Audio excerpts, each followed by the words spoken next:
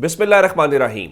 लाखों करोड़ों दुरूदो सलाम मोहम्मद मुस्तफ़ा सल्लल्लाहु अलैहि वसल्लम और आले मोहम्मद पर। मैं हूं उमर दराज गोंदल। हर गुजरते लम्हे के साथ लगता यह है कि हम बहरान को हल करने की बजाय मजीद बहरान की तरफ बढ़ते हुए दिखाई दे रहे हैं। कल पता चला जी वो जो अडियाला जेल है ना, उसमें हमें सिक्योरिटी का प्रॉब्लम है, तो इसलिए वहां पे अब जो हुकाम है वो कुछ करने जा रहे हैं जी, चेक करेंगे जी, फलां करेंगे, और पाबंदियां लग गई। आज पता चला सिर्फ वही नहीं है, मियां वाली में भी खतरा हो गया जनाब, डेरा गाजी खान में भी हो गया है और अटक जेल में भी हो गया है। तो मुकम्मल चेकिंग और ऑडिट और पता नहीं क्या कुछ। हालांकि जो तमाम तज्जियाकार हैं, अक्सरियत जो है वो इस चीज़ को मानने को तैयार नहीं है। उनका ख्याल ये है कि इमरान खान को एक यहाँ से शायद निकाल के कहीं और, जिस तरह बहुत सारे लोगों का ख्याल है कि शायद उनको बलूचिस्तान की मच जेल में या कहीं और मुंतकिल किया जा सकता है। सिर्फ उसका एक मकसद है और वो ये है कि इमरान खान को फिलहाल लोगों के साथ राब्ता मुनक़ता किया जाए। लेकिन आपने जो केसेस इमरान खान के खिलाफ चलाए हुए, तो आप जजेस को मच जेल लेके जाया करेंगे, तो लगता है ये शायद ये उस तरह प्रैक्टिकल चीज़ है नहीं है। लेकिन फिलहाल देखते हैं कि इस मामले के अंदर होता क्या है या करते क्या है। अब ये सारी सूरत हाल के दौरान एक और जो डेवलपमेंट है, अब इमरान खान के ऊपर पाबंदी तो आपने लगा ली है। पाबंदी वाले मामले को इस्लामाबाद हाई कोर्ट के अंदर चैलेंज कर दिया है शेर अफजल मरवत ने, और उन्होंने ये दरखास्त जो है वो दायर कर दी है और दरखास्त के ऊपर समाअत आज ही होगी। शेर अफजल मरवत ने बड़ा वाज़ेह कहा है कि अगर ये पाबंदी बरकरार रहती है और हमें मिलने नहीं दिया जाता, तो इसका मतलब बड़ा सीधा साधा और सादा है कि जनाब हम फिर इस मामले के ऊपर खुला खुला, इसका मतलब ये होगा कि हम जाके अडियाला जेल के बाहर जो है वो एहतजाज की कॉल देंगे। इसके अलावा हमारे पास किसी किस्म का और कोई चारा नहीं है। एक डेवलपमेंट मैं आपको और बता देता हूं, और वो डेवलपमेंट ये है कि एक तो आप जानते हैं कि खैबर पख्तूनख्वा के सूबे के ऊपर जिस तरह दबाव बढ़ाया जा रहा है, उनको पंजाब ने मुलाकात नहीं करने दी इमरान खान के साथ। नंबर 2, उनकी डिस्क्वालिफिकेशन का नोटिस हो गया। और उनका प्रॉब्लम ये है, वो कहते हैं जनाब कि हमारे पैसे वफाक जो रहते हैं वो नहीं दे रहा। उसके बाद चीफ सेक्रेटरी वाला मामला मैं आपको बता चुका हूं कि उन्होंने जो नाम भेजा, उन्होंने समरी वापस कर दी, कहा नहीं जी आप 3 नाम भेजिए। अब उसमें एक डेवलपमेंट हुई है, और वो डेवलपमेंट ये है कि जो चीफ सेक्रेटरी या बाकी मामलात के ऊपर डेड लॉक है, उस पर बताया गया है कि आज अली अमीन गंडापुर और शहबाज शरीफ की मुलाकात शेड्यूल का हिस्सा है, और मुमकिना तौर पे आज शाम ये मुलाकात हो सकती है। ज़ाहिर है उसमें पाकिस्तान तहरीक इंसाफ एक बार फिर जो इमरान खान के हवाले से चीज़ें की गई हैं उसके ऊपर उस मामले को भी उठाएगी। उसके अलावा आज कौमी असम्बली का इजलास है, और सुन्नी इत्तेहाद काउंसिल ने या पाकिस्तान तहरीक इंसाफ ने अपने तमाम अरकान को ना सिर्फ उसमें शरीक होने का कहा है, उसमें शिरकत के हवाले से कहा है।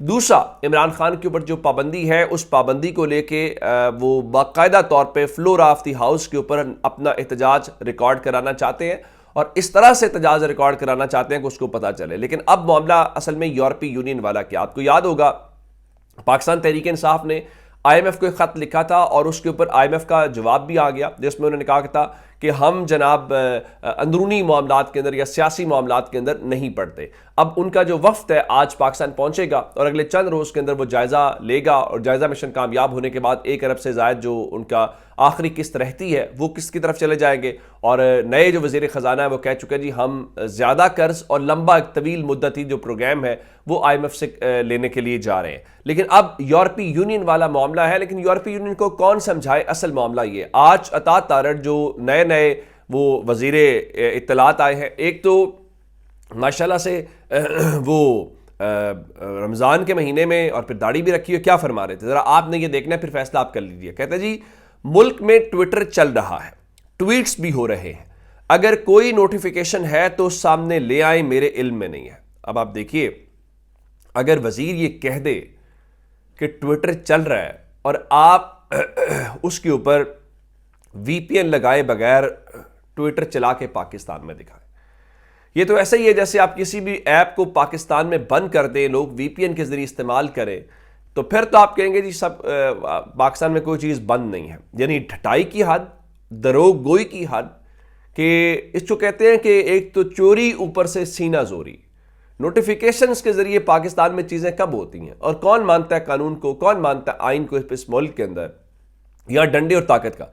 अब उसी प्रेस कॉन्फ्रेंस में अता तारड़ ने यूरोपीय यूनियन को लेके एक क्लेम किया है। आप जानते हैं कि पाकिस्तान को GSP+ स्टेटस मिला हुआ है। उसका मतलब ये होता है कि हमारी और यूरोपीय यूनियन की जो तिजारत होती है उसमें कुछ हमें बेनिफिट्स मिलते हैं, कुछ चीज़ें उसमें हमें आप यूँ समझिए कि कुछ ममालिक के लिए दुनिया में जो रखा होता है उसमें हमारा मुल्क भी शामिल है। अब अता तारड़ का क्लेम यह है कि जिस तरीके से पाकिस्तान तहरीक इंसाफ ने ख़त लिखा था IMF को, इसी तरह का पाकिस्तान तहरीक इंसाफ ने यूरोपीय यूनियन से भी शुक्र अल्हम्दुलिल्लाह, उनके मुताबिक पाकिस्तान तहरीक इंसाफ ने यूरोपीय यूनियन से राब्ता किया है, और न सिर्फ राब्ता किया है बल्कि उनके मुताबिक इस राब्ते के दौरान उन्होंने ये कहा है कि पाकिस्तान का जो GSP प्लस स्टेटस है वो वापस ले लिया जाए, क्योंकि इमरान खान को जेल में सहूलियात जो है वो नहीं दी जा रही।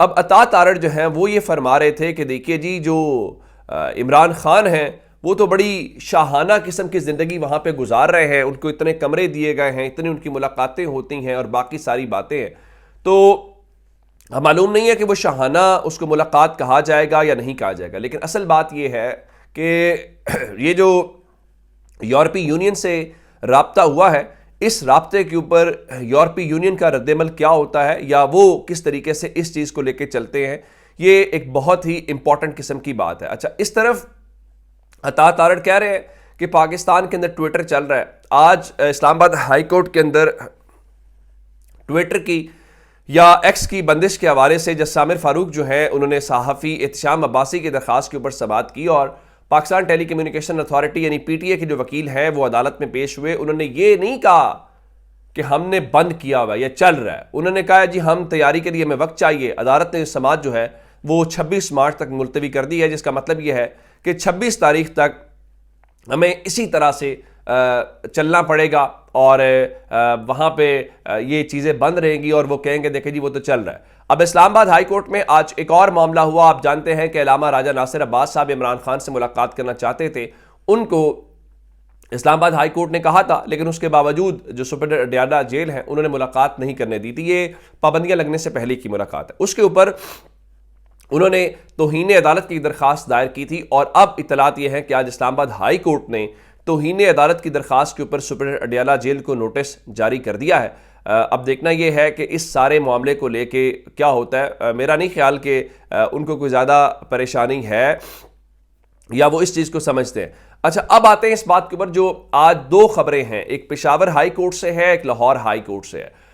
दोनों मखसूस नशिस्तों के मुतल्लिक है। एक तो आज जो हैरान कुन तौर के ऊपर बात थी कि पाकिस्तान तहरीक इंसाफ की जो कानूनी टीम है उसके रुकन बैरिस्टर अली जफर और बाबर आवान दोनों पेशावर हाई कोर्ट नहीं पहुंचे, और पेशावर हाई कोर्ट का मामला ज्यादा संजीदा था। यानी सुन्नी इत्तेहाद कौंसिल को जो मखसूस नशिस्तों का मामला है जिसके ऊपर अदालत ने स्टे ऑर्डर दे रखा है, और अदालत ने एक मौके के ऊपर कहा कि ये लार्जर बेंच है, यानी 5 रुकनी बेंच इस मामले की समाअत कर रहा है जिसमें जस्टिस इश्तियाक इब्राहिम उसकी समाअत कर रहे हैं।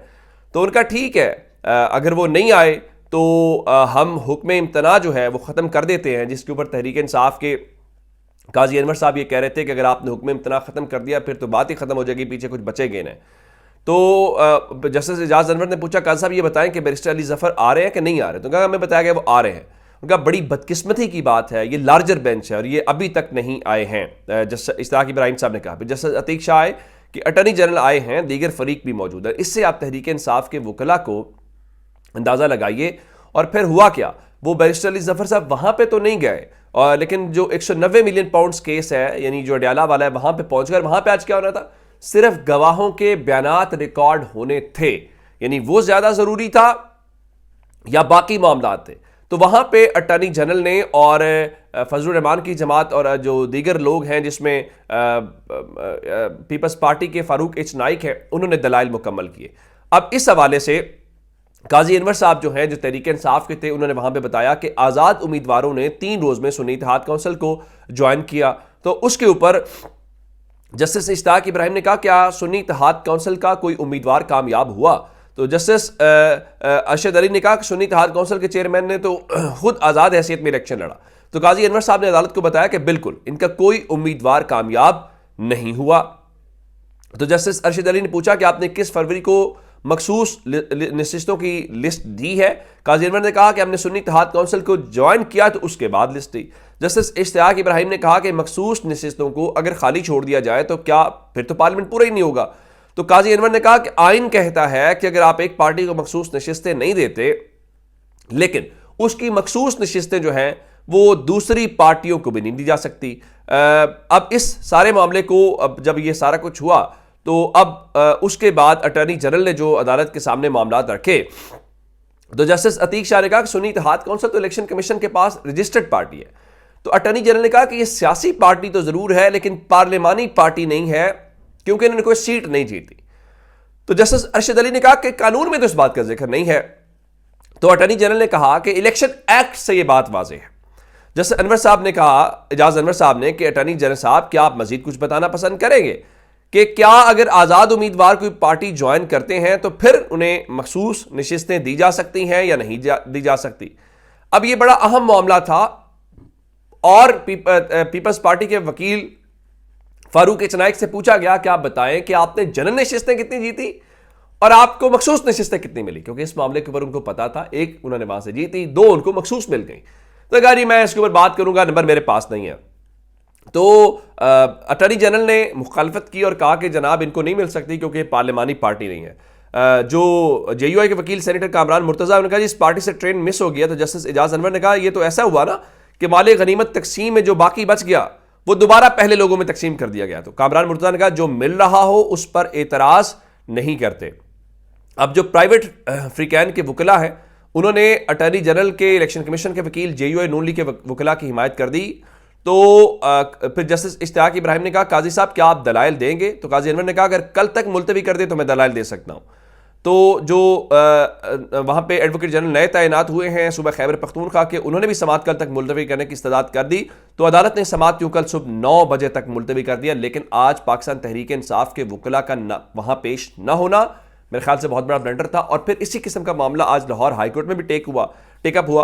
लाहौर हाई कोर्ट ने भी किसी किस्म का हुक्म इम्तरा नहीं दिया और उन्होंने हुकूमत को और इलेक्शन कमीशन को इस बारे में जवाब जमा कराने की मजीद मोहलत दे दी है। अब तक की अपडेट से अपना बहुत सारा ख्याल रखिएगा। खुदा हाफिज।